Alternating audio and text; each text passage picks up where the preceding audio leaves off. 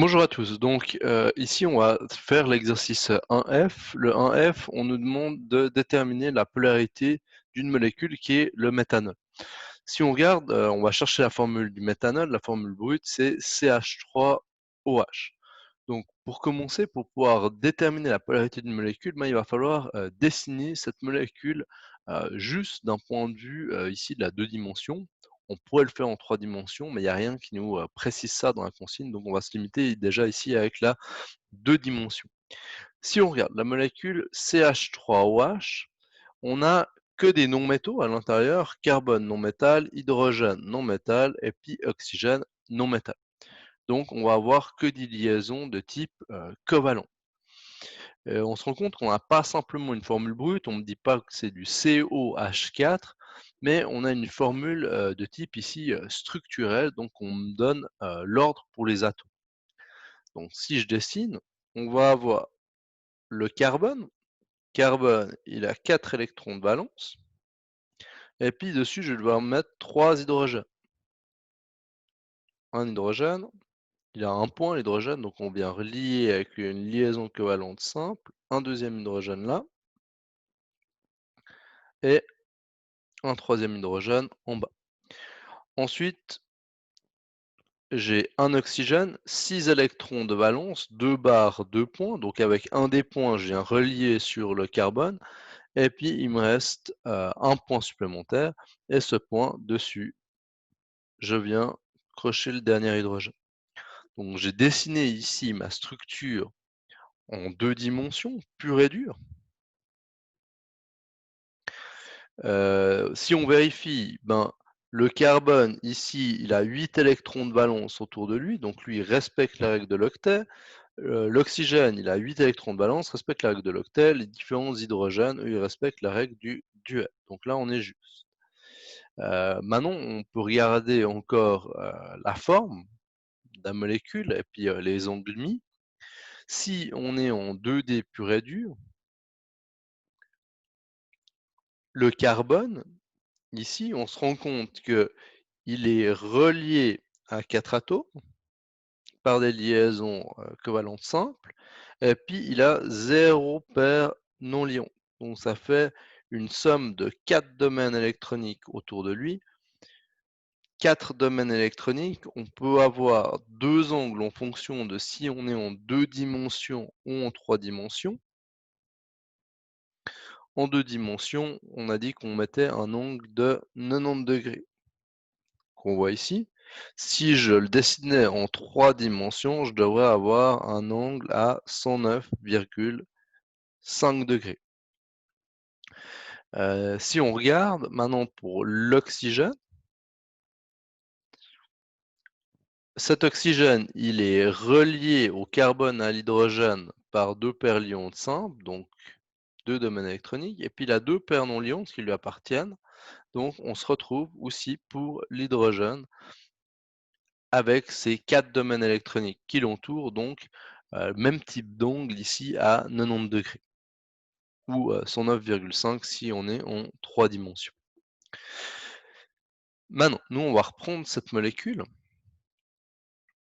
Donc ma molécule ici, elle est juste d'un point de vue de l'octet et du duet, et puis elle est juste d'un point de vue des angles.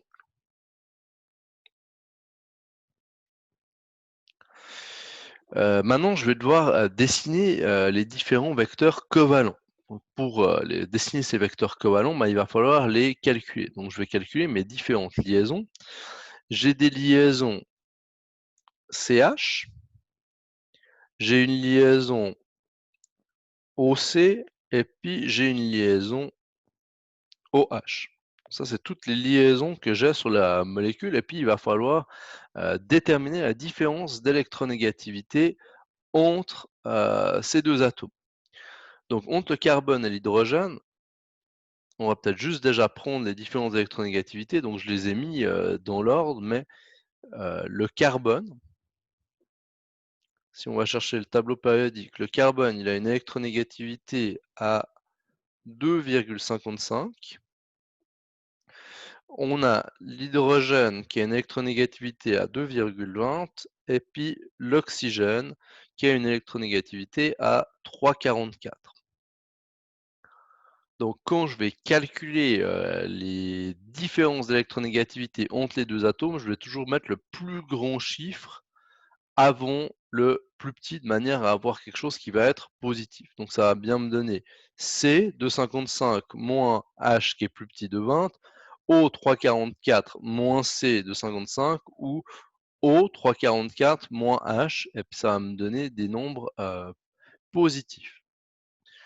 Donc électronégativité, le X grec de C moins l'électronégativité de H, c'est égal à 2,55 moins 2,20, 0,35.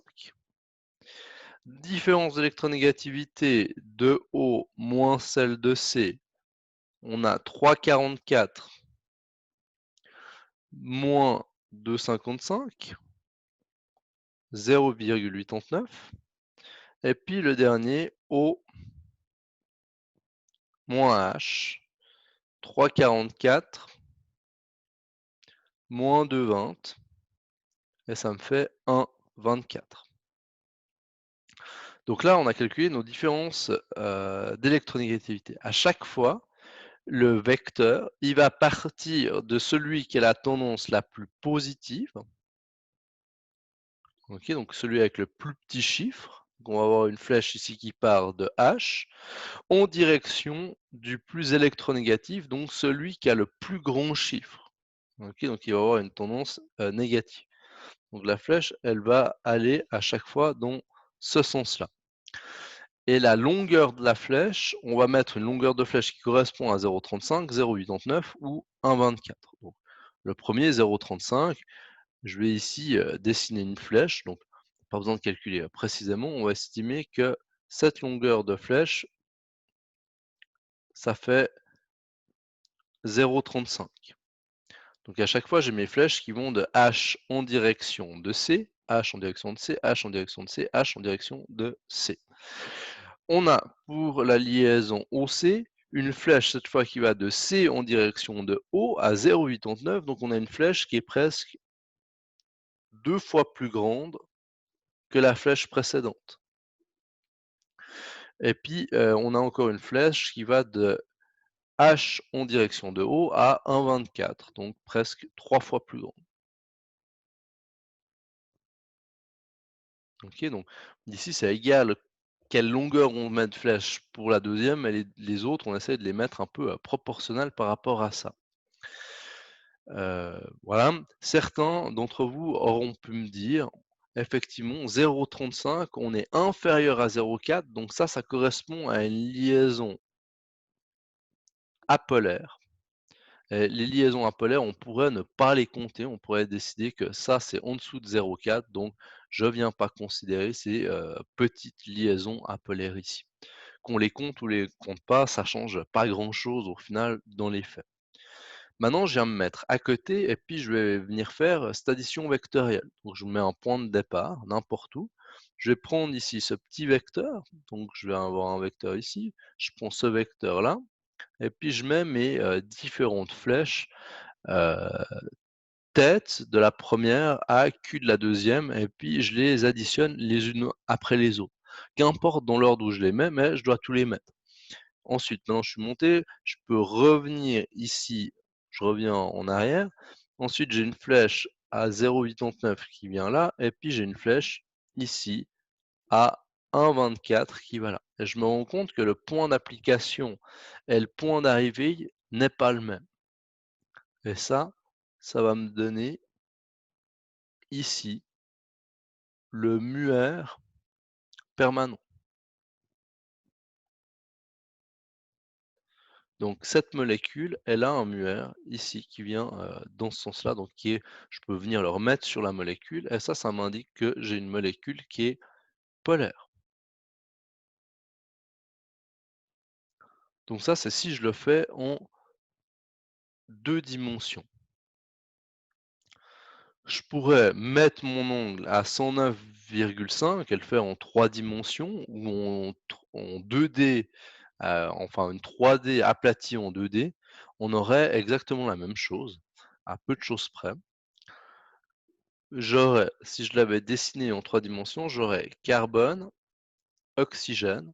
Cette fois, j'ai un angle ici à 109,5. Je vais avoir une des paires liantes ici qui vient sortir de l'écran d'ordinateur ou de Natel que vous avez, et puis j'ai une de ces paires liantes qui vient tomber ici. Hem, j'ai un hydrogène ici avec mon angle à 109,5.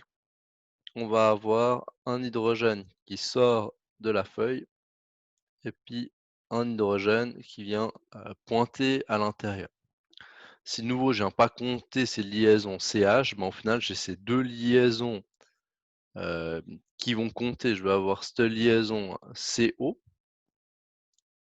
qui fait, 0,839 et puis une liaison OH qui vient ici dans ce sens. Donc ici, on se rend compte qu'on n'a pas exactement, on a toujours un moment dipolaire, mais si on fait la somme, il vient pas exactement dans le même sens. Et puis ici, il aurait plutôt tendance à venir comme ça, ce mueur permanent, avec un mueur permanent un petit peu plus court. Ça, c'est si on l'a fait en 3 dimensions. Et puis on pourrait le faire encore en 2D aplati. Donc on aurait le C, le H, et puis on vient pas mettre qu'est-ce qui sort, qu'est-ce qui rentre.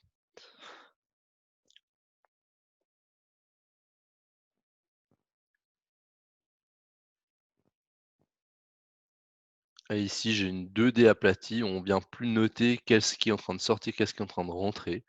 Et puis à ce moment-là, on aurait plus ou moins le même muer qu'en 3 dimensions. Donc ici, ça c'est une 2D